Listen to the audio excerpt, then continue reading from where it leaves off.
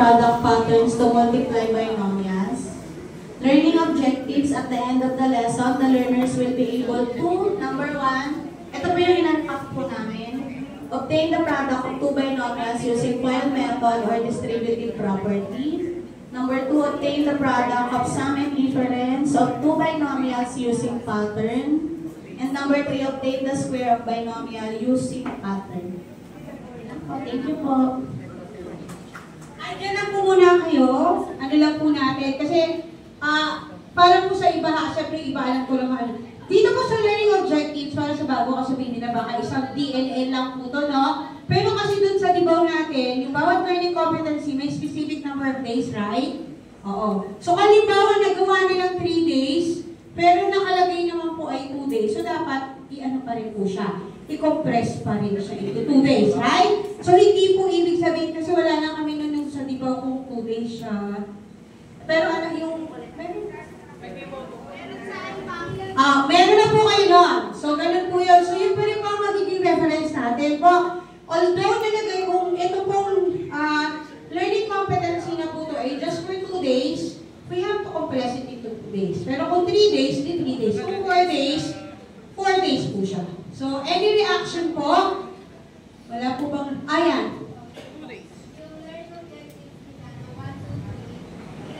Yes, madam. Yung bawat ano niya, learning objective like number 1, yung general general binomial na hindi special. So, getting the product of that general binomial, sabihin yung hindi siya special na kagaya ng sum and difference of ano. So, that is 1 day or 2, di ba? Hindi lang siya ano.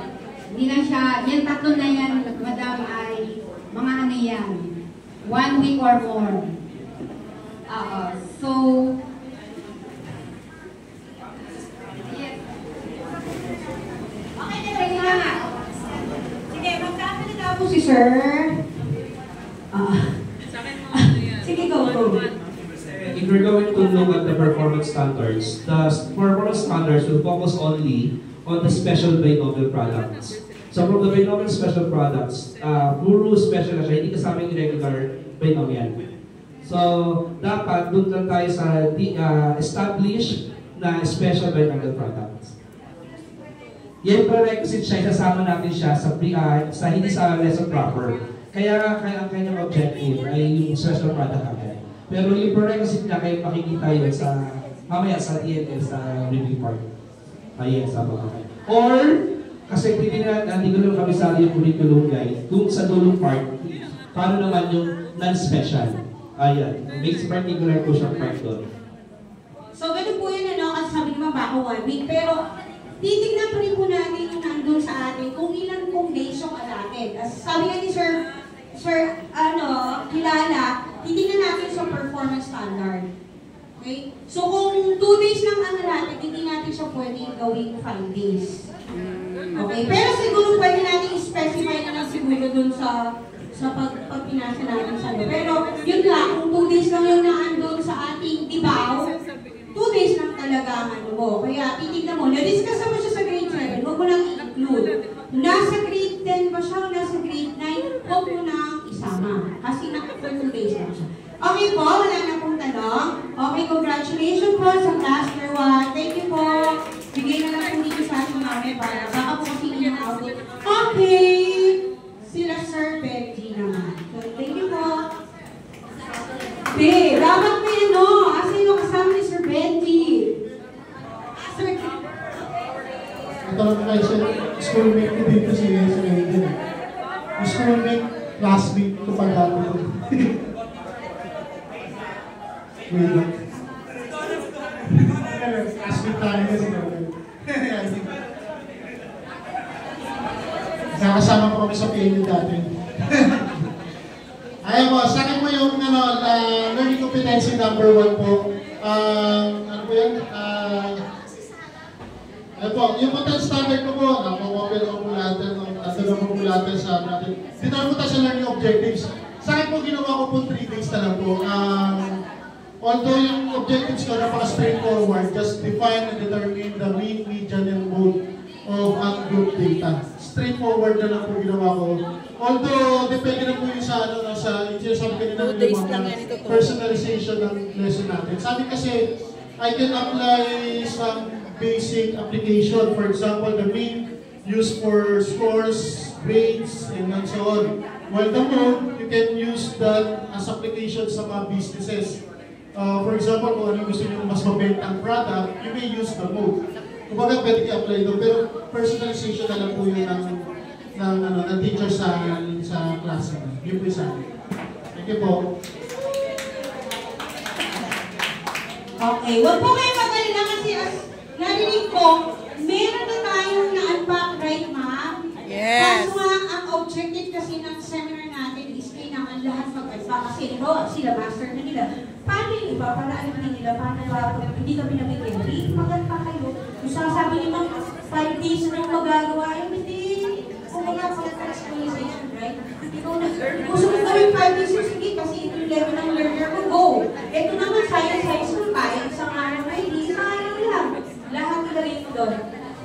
Tama po? Tama po ba ako? Okay, thank you po sa group sa cluster 3. Next po. May tanong. Sige po, pwede sumagot yung nasa core ha. Sa inyo, ano ba ang objective ng pag-unpack natin?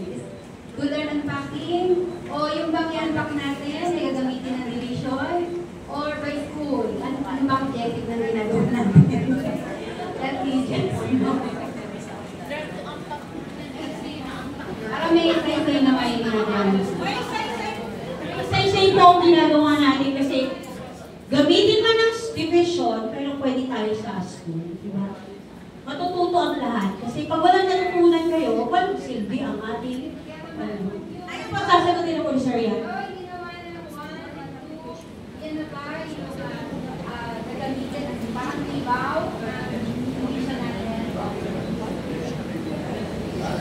Hello.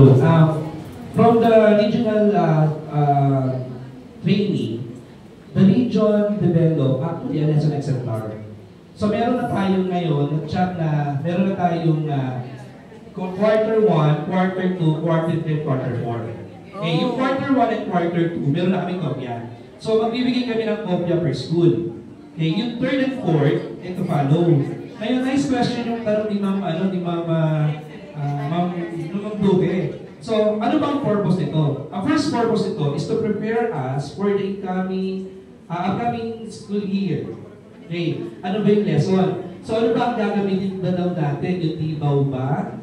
Okay, na ginawa ng division? Yung exemplar ba na ginawa ng region? O magpo-provide tayo na sarili natin per school? Sabi nga ni Ma'am Cez kanina, it depends. Okay, it depends yan sa capacity ng estudyante natin.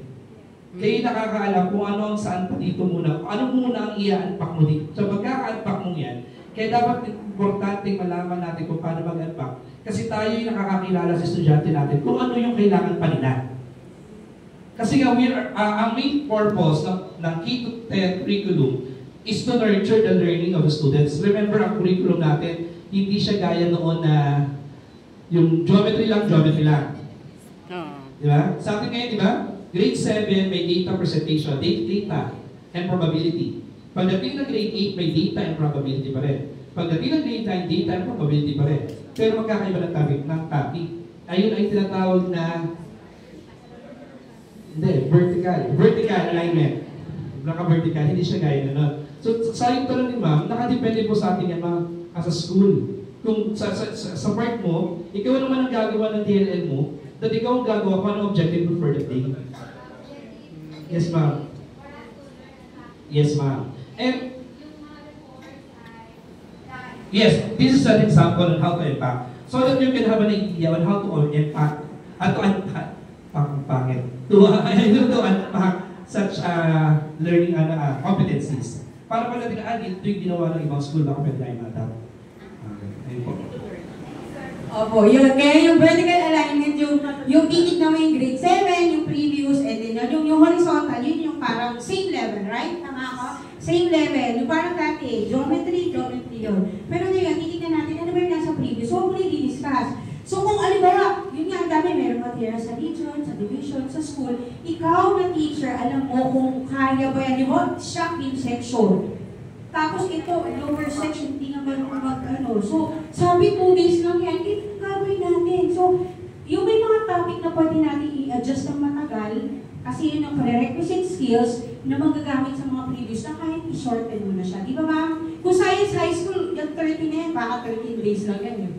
Ganun na, no? Okay, so, meron pa ba? Sige po ma'am po.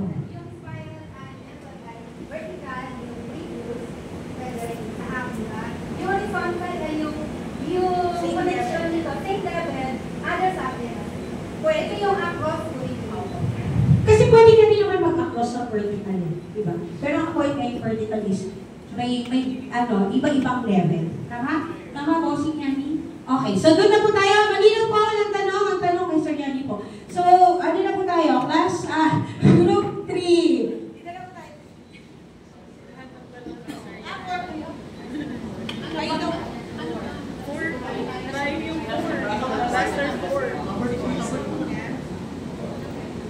Basta lahat, basta kayo po.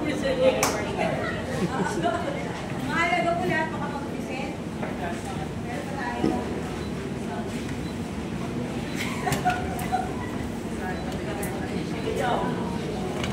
So this is for the cluster 4. Our topic is about the number and our content domain is about number and algebra. So our content standard is the learners demonstrate the knowledge and understanding of algebraic expression and operations with monomials, binomials, and multinomials. So our performance standard is by the end of the quarter, the learners are able to add and subtract monomials and multiply combinations of monomials, binomials, and multinomials. So our learning competency is modern real-life situations using algebraic expressions. And then our learning objectives, this is for the one-day discussions or lessons. So identify keywords for algebraic expressions and translate verbal statements into correct algebraic expressions. Okay, wala po reaction. Kung wala, proceed na tayo sa next group para at 10:50 or matapos na tayo. Thank you po, congratulations. Next group po, and then ready na po yung class. Galing sabi sa inyo, best presenter. No question asked.